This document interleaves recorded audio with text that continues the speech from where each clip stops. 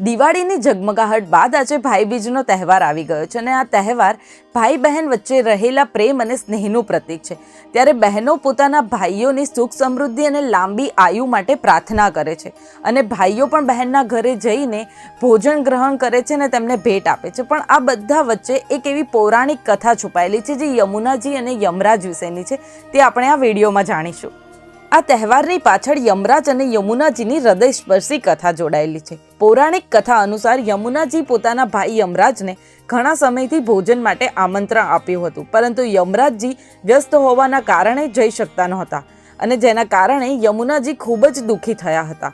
કારતક શુક્લ દ્વિતીયાના દિવસે યમરાજ યમુનાજીના ઘરે ગયા અને ત્યાં જઈને યમુનાજી ખૂબ જ ખુશ થઈ જાય છે અને તેમને તેમનું હૃદયપૂર્વક સ્વાગત કર્યું અને તેમના મનપસંદ વ્યંજનો પીરસ્યા અને તેમને હૃદયપૂર્વક ભોજન આપ્યું। પ્રસન્ન થઈને યમરાજે તેમને વરદાન માંગવાના કહ્યું। ત્યારે યમુનાજીએ વરદાન માંગ્યું કે આ દિવસે જે ભાઈ અને બહેનના ઘરે જમવા જશે તેની તમામ તકલીફો દૂર થશે અને અપમૃત્યુ ટળશે। આ દિવસે બહેનો શુભ મુહૂર્તમાં ભાઈની આરતી ઉતારે છે, તિલક લગાવે છે અને દુર્વા આપે છે, જે ગણપતિ ભગવાનને ચડાવવામાં આવે છે। આ ઉપરાંત યમનો દીવો પણ પ્રગટાવવામાં આવે છે, જેમાં પાણીના વાસણમાં 2 કોળિયા લઈને એક ઊંધો અને બીજો સીધો રાખવામાં આવે છે। આ દીવો ઘરના ઉંબરે મૂકવાથી ભાઈની સલામતીની કામના કરવામાં આવે છે।